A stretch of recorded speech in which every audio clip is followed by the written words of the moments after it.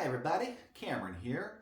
I recently went through a move a couple months ago, and one of the best parts about moving when you have all these comics is they're everywhere, and you don't know how to organize them usually.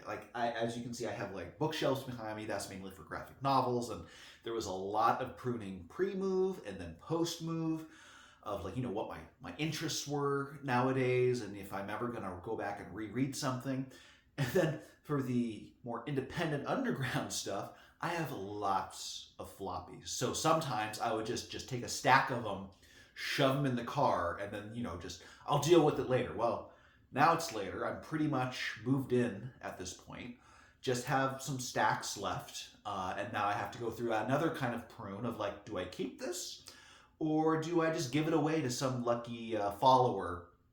Or just a little mini local library, depending on what the comic's about. But I figured, hey, let's just record. I can go through the stack. I can give thoughts in real time here, and then maybe my stack will be pruned. Let's see. First up, we have Lost Days. I got this recently at a Christmas show. It's by Frankie Chan, and he likes to use Luke McGarry as his illustrator. It's a fun little comic, signed. So I know Frankie, so yeah, I'll probably keep that one. Comfort Dungeon number 3. Mr. Drew B. Hall. Of course I'm going to keep it. It's Drew. I always love what that guy does. Shallow Pocket Zine. It's girls only. And yes, Hannibal Gerald was the editor of this, and I thought it was a very well done little anthology series, so I'm definitely going to keep that. Maple Terrace. Of course, I love Noah Van Sciver.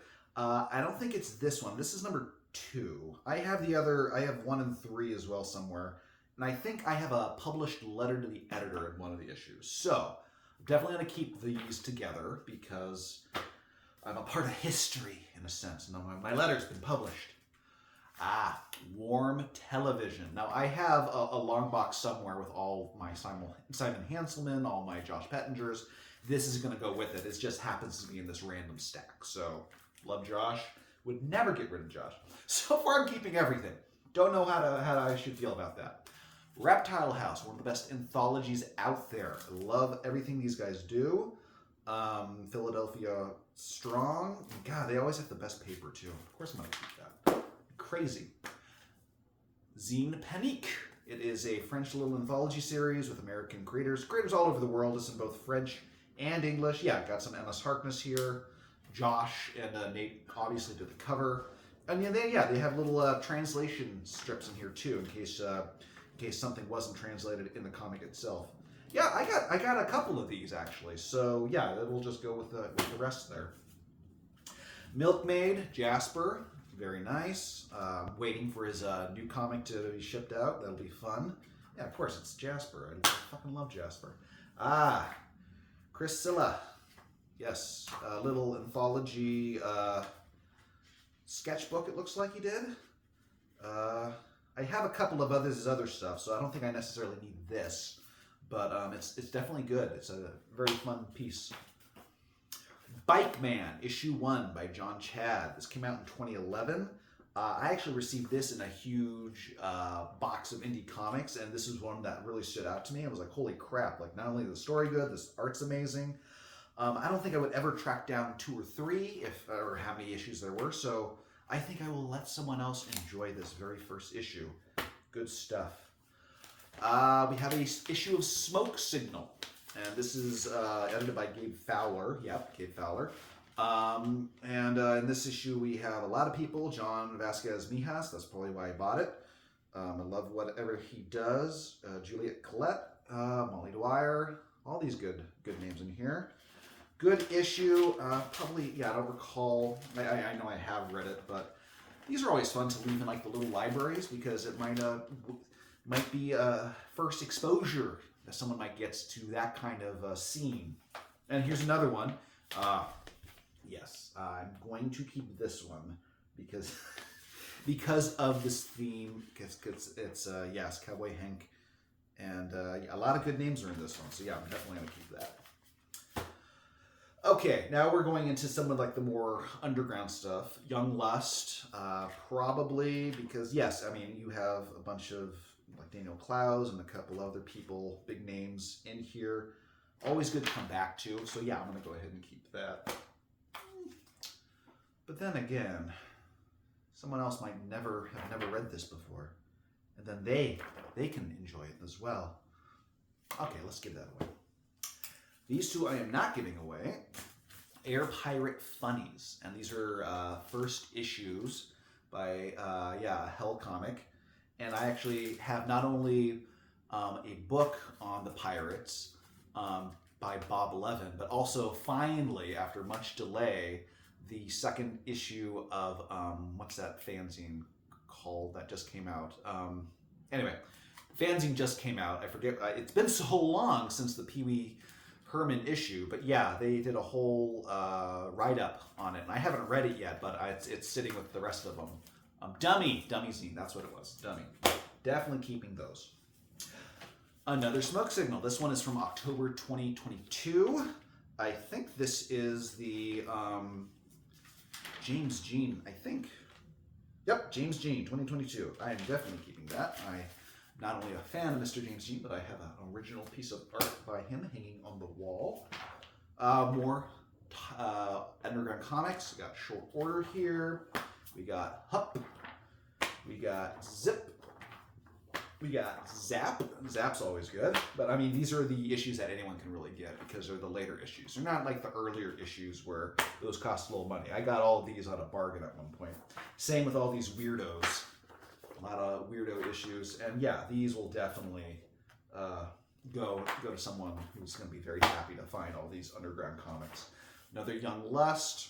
And then the Checkered Demon. I might actually keep this one because I am quite a fan of Mr. S. Clay Wilson, so yeah, I think I'll go ahead and keep it. And this is like volume 3, so yeah, it's nothing.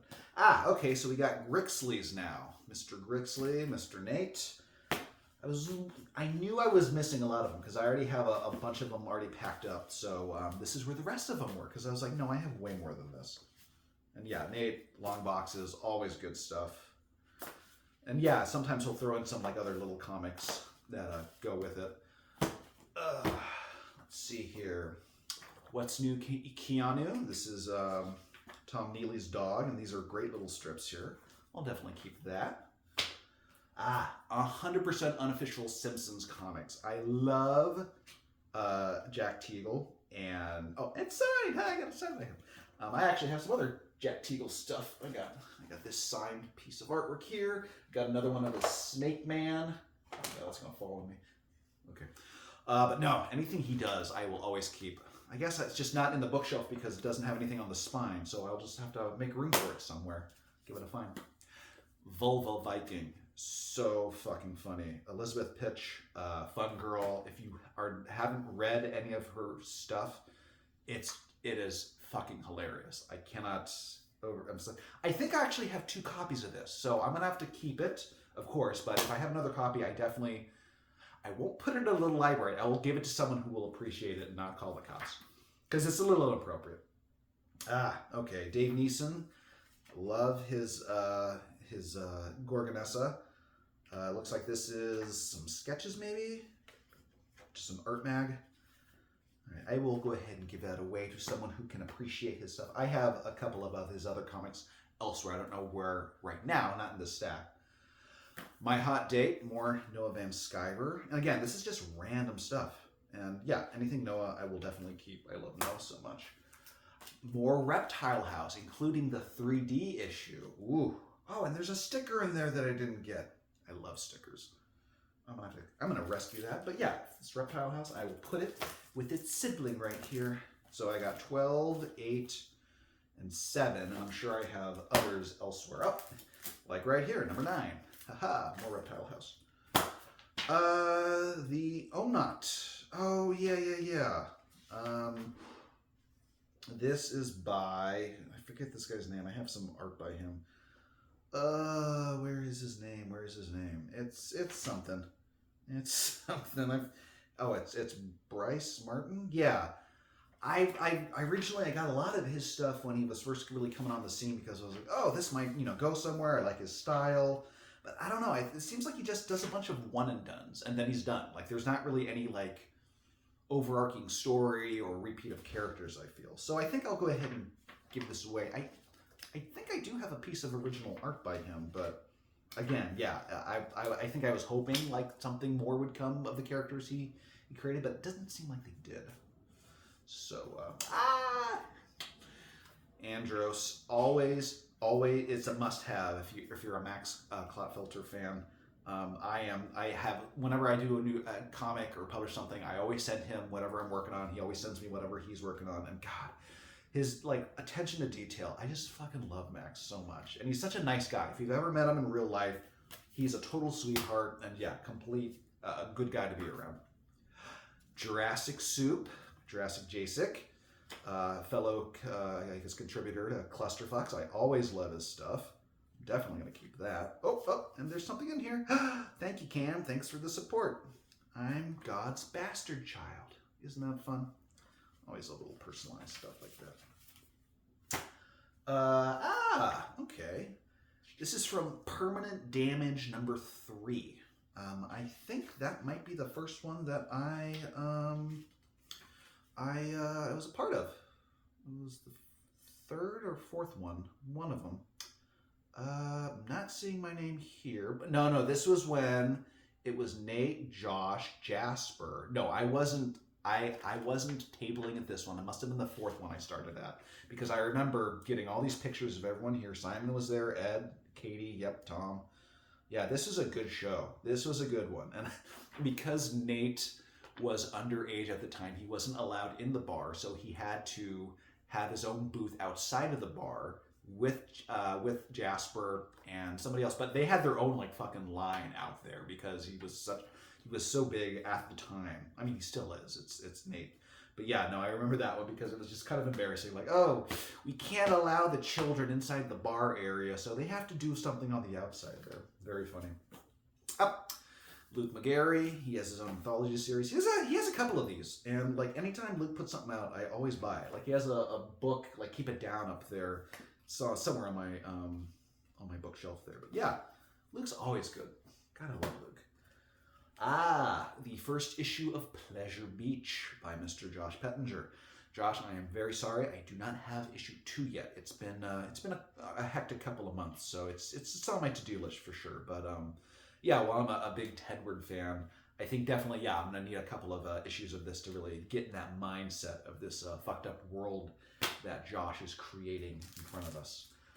Oh yes, okay, so this is Swanknibus. It's an omnibus of all the earlier strips that Chris Silla did, and who was his co-writer here? Chris Cajero Silla and Greg Pex. So this is the stuff I think they were doing when he was in college, I want to say. But yeah, there's some art books in here. There's some other stuff. Love Chris's work. I will keep that one. Yeah, I put his sketchbook earlier in a different pile. This is a big anthology, and one of the nice things about these big anthologies is you get the huge art. One of the downsides of these giant anthologies is where the fuck are you going to put it without it getting bent or crumble or anything like that? Because I think, it's way too big for the bookshelves alone. You have to like put it flat somewhere. So as much as I love this, it is a pain in the tuchus to try to find some place to put it and store it. But I mean, this has a ton of great people in it too. So it's not like something I want to get rid of necessarily, but it needs to be convenient for storage purposes. But fucking Sammy Harcum loves his oversized shit. So it's, you see it all the time. Yeah, with the Kramers. And yeah, anything within this anthology. But also he's not the first to do it. Let's just put it that way, because then we have something like this. The Narrative Corpse, which is something that was by Art Spiegelman, and it's 69 artists. It was just a single chain story by all these different artists, both cartoonists, both newspaper cartoonists, illustrators, artists, and they each had a couple of panels, and they gave this one ongoing story, and people would add, they would subtract, they would put anything, put their mark on it. And yeah, because of how tall it is, again, like, how the fuck do you store this? Like, I remember when I purchased this, yeah, I was worried when the shipping was happening, because It was so big.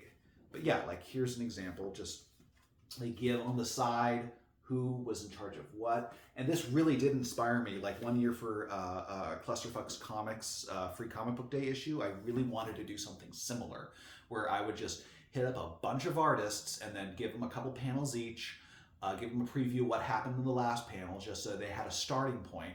But God, just I think if I read the history on this correctly, it took like years and like maybe even a decade to get all the people on the same page because there are so many legends here. Oh, Bill Griffith, Matt Groening, Chester Brown, Crumb, so many. Gary Panter, Joe Sacco, Spiegelman himself. Yeah, Chris Ware, S. Clay Wilson. I can't like emphasize this enough. If you ever have the opportunity to like read a copy of this, it's fantastic. It really is like a nice little peek into some of the ways artists' minds work because it's like, okay, how do I take this panel, add my own thing, and then give enough story to have it transition to the next story, as it were. But yeah, I'm definitely going to keep this. This is a beauty, in pretty decent condition too. So yeah, I mean, as much as I would love to do this someday for like a Clusterfuck's free comic book day issue, again, that would take so long to organize, and I would probably lose my fucking mind. And since everyone gets a comp copy, imagine giving out 69 comp copies. That would be also very pricey and insane, especially if I'm giving it all away for free at the end of the day. So, I think I pruned a little bit. Yeah, let's take a look here. Why are all the I'm sorry, I put all the Grixleys in the to-go pile. Sorry, Nate. That's not true. So yeah, we got a lot here. I don't know if I should just give it away to anyone watching in the United States because tariffs are a bitch, or what? Yeah, I'll have to figure that out. But hey, I can do more videos like this. I'm not sure if you thought this was interesting at all, just looking at some schmuck going through his comics going like, oh, I remember when I got this, but I can. I've got plenty more I can go through and give quick, brief histories of. But in the meantime, thanks for watching.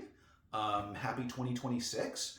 And yeah, I hope, like me, you have adequate comic storage and don't need to prune as much. But if you do, you do. Them's the breaks. That's part of the whole part of collecting comics is you don't really take it all with you like King Tut. You want to give some of it away. You want to help others get into the medium. So yeah, here's hoping, I guess. I'm done talking. Fuck off already.